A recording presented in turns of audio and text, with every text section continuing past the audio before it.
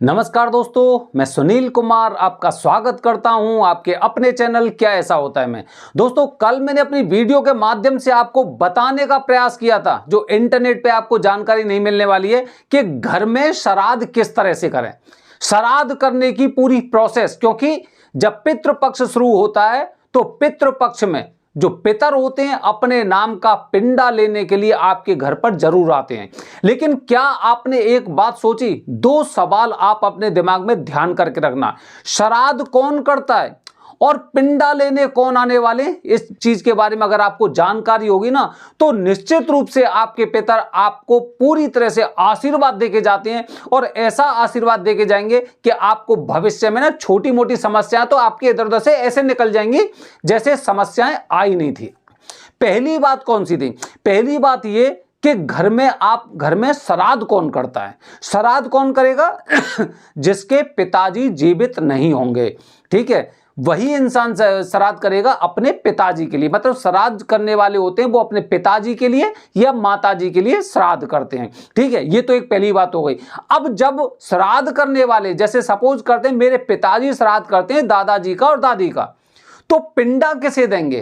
पिंडा क्या वो दादाजी के नाम का देंगे, क्या वो दादी के नाम का देंगे, या किसके नाम का पिंडा देंगे? तो दोस्तों, आज मैं अपनी वीडियो के माध्यम से फिर पहली बार मैं आपको वो जानकारी लेके आया हूं कि आप अभी तक जो भी कार्य करते थे, जो श्राद्ध कर्म करते थे अपने घर में, पितृपक्ष में, कनागत में जो भी कार्य करते थे, आप देखना आप निश्चित रूप से गलत करते थे। क्योंकि आज मैं अपनी वीडियो के माध्यम से आपको बताने का प्रयास कर रहा हूं कि पिंडदान किसके लिए किया जाता है। आखिरकार कौन कौन से लोग होते हैं जो हमारे घर पर अपना पिंडा लेने आते हैं लेकिन वो भूखे लौट जाते हैं, और हम ये मान के खुश होते हैं, पंडित जी को भोजन कराने के पश्चात ये खुश होते हैं इस तरह से कि हमने बहुत अच्छी तरह से श्राद्ध किया है। दोस्तों, पिंडा लेने कौन आएंगे पता है? अब जैसे हमारे पिताजी श्राद्ध कर रहे हैं तो हम क्या करते हैं, जैसे दादाजी क्या करेंगे, वो पिताजी हमारे ज्यादातर दादाजी का नाम लेंगे, और दादाजी का नाम लेने के बाद भी ये मान लो कि वो और भूले बिसरे देवता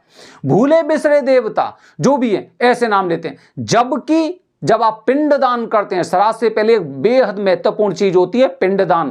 क्योंकि पितर आपके पिंडा लेने आ रहे हैं, अपने नाम का पिंडा लेने आ रहे हैं। किसके घर पर आ रहे हैं? जो इंसान उस घर में श्राद्ध कर रहा है उससे पिंडा लेने आ रहे हैं, क्योंकि असली हकदार वही है पिंडा देने का, तो उससे लेने के लिए आ रहे हैं। वो अपना पिंडा लेके ही जाएंगे, और अगर आपने पिंडा नहीं दिया तो आपकी चौखट पर सर पटक पटक कर आपको श्राप देकर जाएंगे, जिससे आपकी आने वाली पीढ़ी या तो नशे की आदी होने वाली है, या फिर वो पूरी तरह से इस तरह से बिखरने वाली है कि आपका आगे चलने वाला वंश भी खत्म हो जाएगा।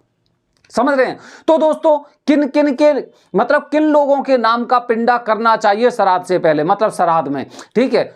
जैसे कि मैंने कल वीडियो के माध्यम से आपको बताया था कि सुबह उठने के पश्चात पहले तर्पण होता है, और तर्पण के पश्चात दोस्तों पिंडादान होता है। अब मेरे पिताजी अब मैं ये मान के चलिए कि आप, मतलब जो श्राद्ध करने वाले हैं, वो किसके नाम का पिंडा देने वाले हैं। सबसे पहले दोस्तों वो अपने पिताजी का नाम लेंगे, अगर उनके पिताजी मौजूद नहीं है तो पिताजी वाली 3 पीढ़ी, पिताजी, दादाजी और परदादाजी, इस तरह के 3 पिंडे वो अपने ऊपर वाले जो उनके वो हैं पूर्वज हैं उनको देने वाले हैं, और वो लेने आ रहे हैं, अपना पिंडा लेने आ रहे हैं।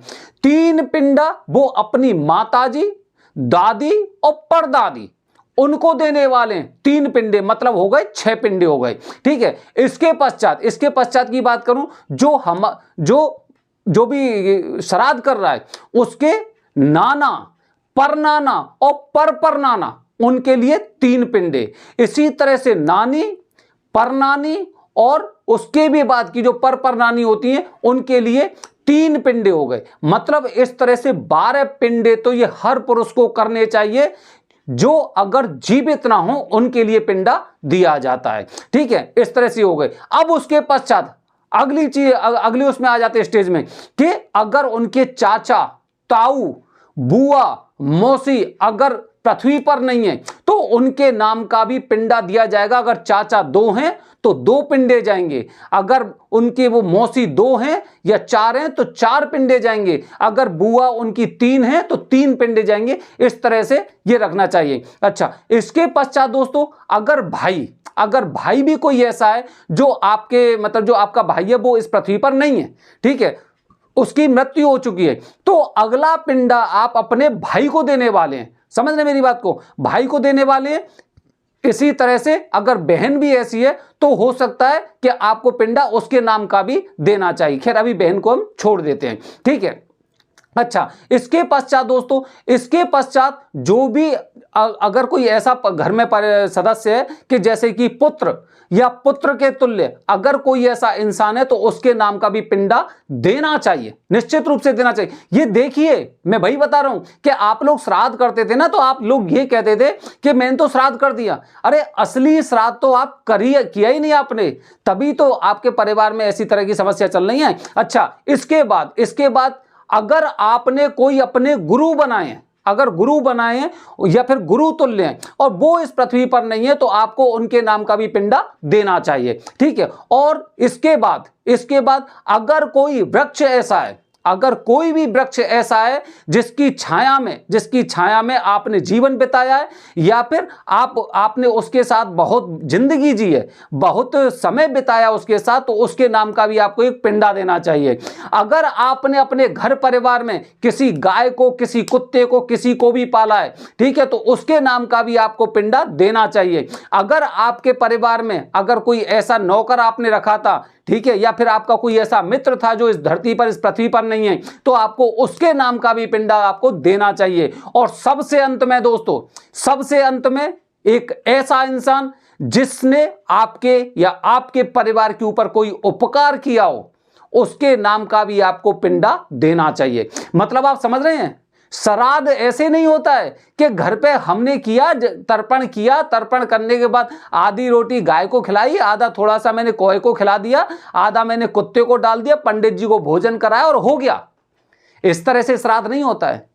वो सब आ रहे हैं, उनकी फौज आ रही है, पितर लोग से पूरी पितर आने वाले हैं, ठीक है। वो आने वाले, वो अपने अपने नाम का पिंडा ढूंढने वाले हैं, अपने अपने नाम का पिंडा चाहिए उन्हें, और वो पिंडे की तलाश में आपके पास आ रहे हैं। आप क्या कर रहे हैं? आपने तो जैसे जो आपकी पीढ़ियों में, आपकी सदियों में आपके पूर्वजों ने जिस तरह से कार्य किया था, या आपके आसपास के गांव में जिस तरह के लोग थे, किसी ने सुन लिया कि भाई वो पंडित जी इस तरह से करते हैं, उसी तरह से करते आए हैं, इस तरह से आप पिंडदान कर रहे हैं। लेकिन श्राद्ध आपने अभी तक किसी ने ठीक तरह से किया ही नहीं, क्योंकि हमें यही जानकारी नहीं है कि श्राद्ध में मुझे कितने पिंडा देने हैं, किन किन को देने हैं, किन किन को देना जरूरी होता है।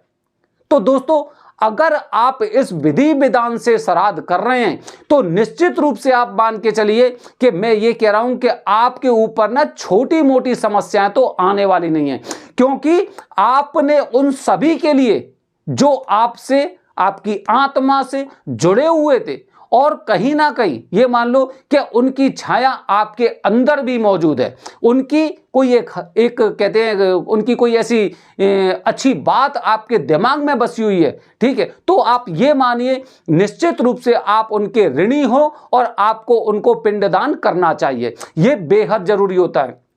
तो दोस्तों, आज आपको जानकारी लगी होगी। पहली बात, आप इंटरनेट पूरा ही पूरा करके देखना, इंटरनेट पे कहीं पे भी किसी को जानकारी नहीं मिली होगी, क्योंकि किसी को पता ही नहीं है। पितरों के कर्म को सब भूल चुके हैं। आजकल तो मैं बता रहा हूं पूरे हिंदुस्तान में सनातन धर्म के अनुयायियों में न जाने कितने, मतलब 50% लोग ऐसे होंगे जिन्हें यह नहीं पता है कि 2 बार श्राद्ध किया जाता है, जिन्हें यह नहीं पता है कि पितृपक्ष में कौन सी तिथि को श्राद्ध करना चाहिए, जिन्हें यह नहीं पता है कि हमें श्राद्ध करना चाहिए नहीं करना चाहिए। काफी लोग कहते हैं गया जी में हो आया, प्रयागराज में हो आया, हरिद्वार में हो आया, काशी में हो आया, ब्रह्म कपाल में हो आया, अब मुझे पिंडदान करने की आवश्यकता ही नहीं है। ये कोरी अफवाह है ना, केवल आप अपने आप को मुक्त करने का प्रयास कर रहे हो, क्योंकि आप एक छोटा सा कार्य पूरी साल में एक दिन नहीं कर सकते। अगर आपके 4 बच्चे होंगे ना, 4 बच्चे, तो साल में 4 बार आप जन्मदिन मना सकते हो, लेकिन पितरों का कार्य नहीं कर सकते। और यही आपके गिरावट की मेन वजह है, क्योंकि आप आने वाली चीज जो आपसे जुड़ी अभी हैं उनका तो पूरी तरह से ख्याल कर रहे हैं, लेकिन जिनकी वजह से हम इस पृथ्वी पर हैं, जिनके न जाने कैसे कैसे एक कार्य थे जिसकी वजह से हम इस पृथ्वी पर आए, हम उन्हें भूल चुके हैं। दोस्तों, श्राद्ध करने में पिंडदान की एक अहम भूमिका होती है और हर इंसान को करना चाहिए। इसीलिए श्राद्ध से पहले पिंडदान अवश्य करें, क्योंकि आपके पितर भी केवल आपसे जुड़े हुए हैं, वो आपके घर आना चाहते हैं, वो आपसे अपना पिंडा लेना चाहते हैं, क्योंकि उन्हें विश्वास है कि मेरा बेटा मेरे इस पीढ़ी का जो मेरा वो क्या बोलते हैं इस घर का चिराग मुझे पिंडा अवश्य देगा, क्योंकि उस पिंडे की मुझे पूरी साल तक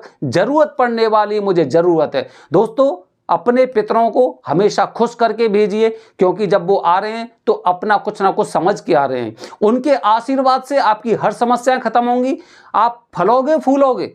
लेकिन अगर उनको नुकसान हुआ तो आपकी पीढ़ी को बचाने वाला भी इस पृथ्वी पर कोई होगा नहीं। बने रहिए हमारे चैनल के साथ दोस्तों। हर हर महादेव।